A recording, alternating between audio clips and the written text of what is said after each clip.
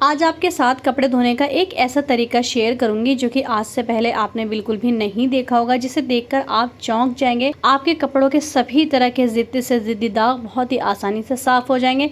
साथ ही आपके पैसों की भी बचत होगी।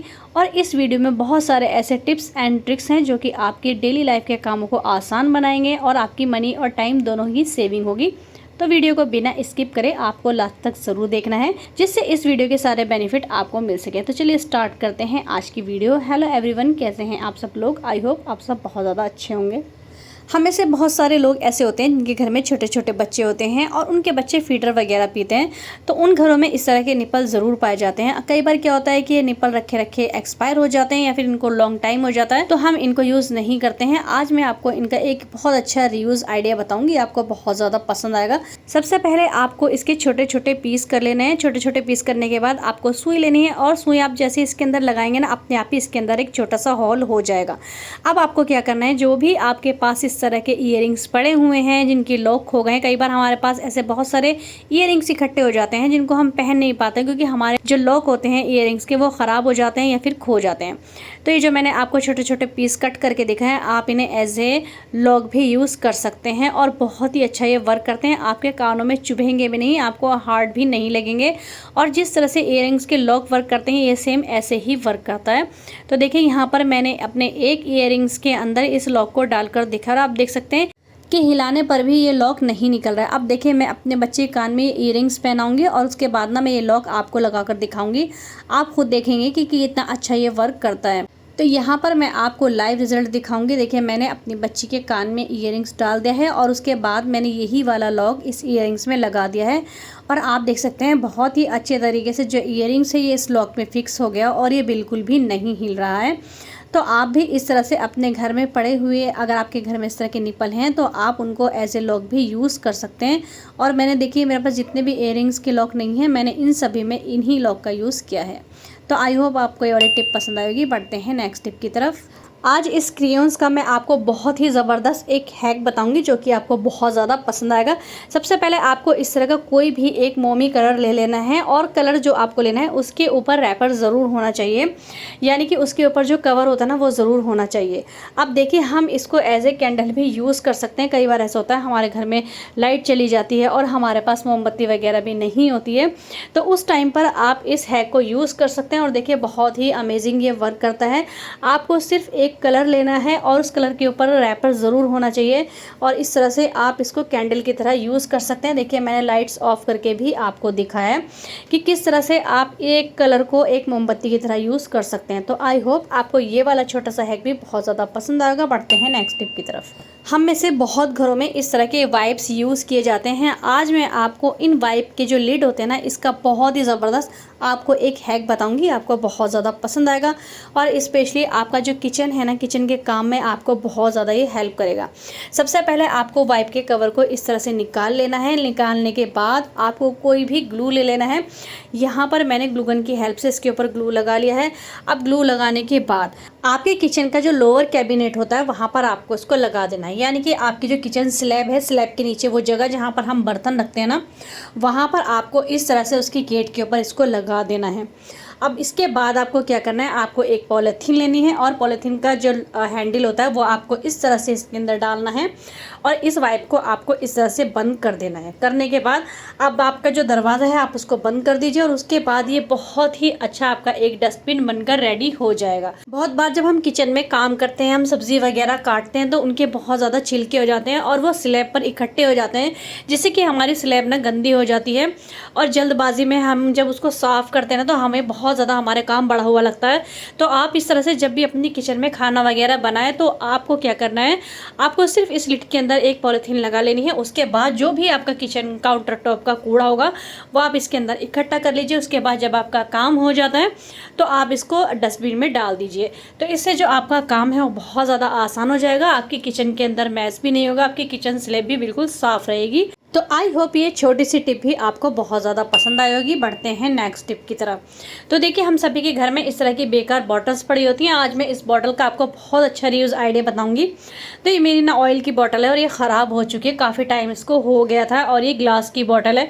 तो मैंने क्या करा है, सबसे पहले मैंने एक कटिंग ली है और कटिंग को मैंने इसके ऊपर ग्लू की हेल्प से पेस्ट कर दिया है। इसके बाद आपको एक चूड़ी की ज़रूरत पड़ेगी। यहाँ पर मैंने एक चूड़ी ली है जो कि मेटल की है, जो कि हम बहुत ही आसानी से फोल्ड कर सकते हैं। इस चूड़ी को मैंने इस बॉटल के अंदर डाल दिया है।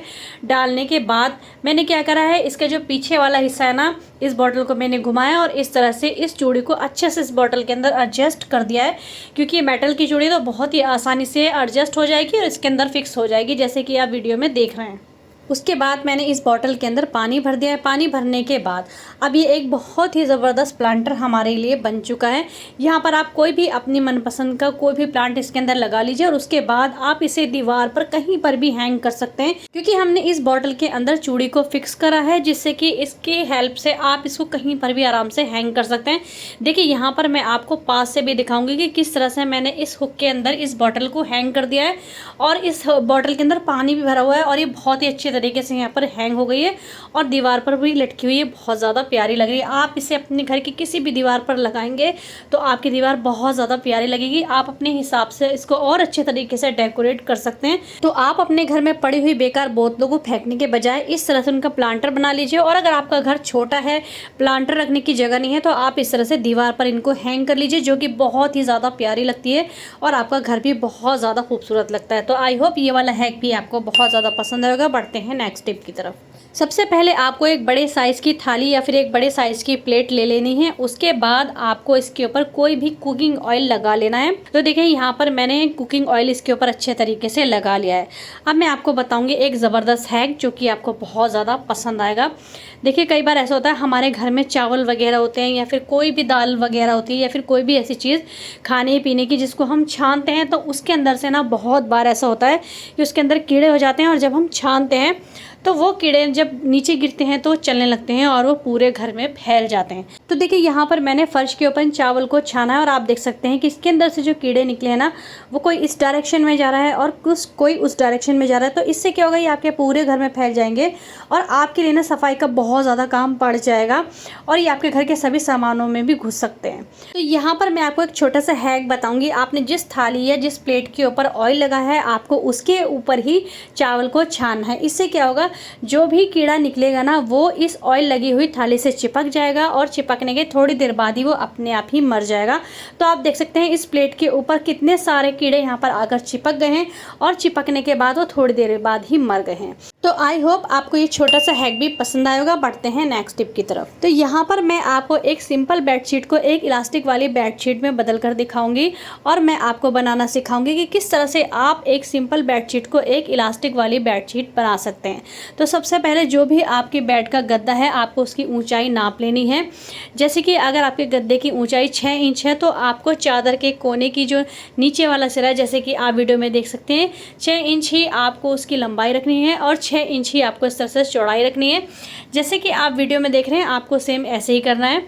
इस तरह से करने के बाद आपको मार्क कर लेना है और आपको इस तरह से एक बॉक्स बना लेना है। बॉक्स बनाने के बाद आपको इसको इस तरह से कट कर देना है। ये आपको चादर के चारों कोनों पर करना है, यानी कि आपको चादर के चारों कोने इसी तरह से कट कर लेना है। अब जो हिस्सा हमने कट करा है ना, उस हिस्से के दोनों कोनों को पकड़ना है आपस में और आपको यहाँ पर इस तरह से सिलाई लगा देनी है। यानी कि जो हमने अभी चादर काटी है ना, जो हिस्सा हमने खोला है, उस हिस्से को हमें इस तरह से सिल लेना है, जैसे कि आप वीडियो में देख सकते हैं। तो देखिए, यहाँ पर मैंने इस तरह से इस हिस्से को सिल दिया है और इसी तरह से मैंने बेड के चारों कोनों को सिल दिया है। जो मैंने अभी कटिंग करी थी उसको मैंने सिल दिया। इस तरह से आप देख सकते हैं, यहाँ पर मैंने इसको कट करा था और कट करने के बाद मैंने इसको इस तरह से कोने से पकड़ कर सिल दिया है। तो इस तरह से ये बंद हो चुका है। इसी तरह से मैंने चारों कोनों को तैयार कर लिया है। तो इस तरह से बनकर रेडी हो जाएगा। इसके बाद आपको क्या करना है, आपको घर में पड़ी हुई कोई भी इलास्टिक ले लेनी है और इलास्टिक को सबसे पहले आपको बीच में से कट करना है। हल्का सा आप निशान लगाएंगे जिससे कि दोनों साइड की जो इलास्टिक है वो इक्वल हो जाए। आपको यहाँ पर इलास्टिक बहुत ज़्यादा लंबी भी नहीं लेनी है, बाज़ार की जो बेडशीट होती हैं उसमें पूरी में लास्टिक लगी होती है, लेकिन यहाँ पर मैं पूरी बेडशीट में लास्टिक नहीं लगाऊंगी। मैं सिर्फ कॉर्नर पर ही, जहाँ से मैंने कट करा था थोड़े ही हिस्से में मैं लास्टिक लगाऊंगी।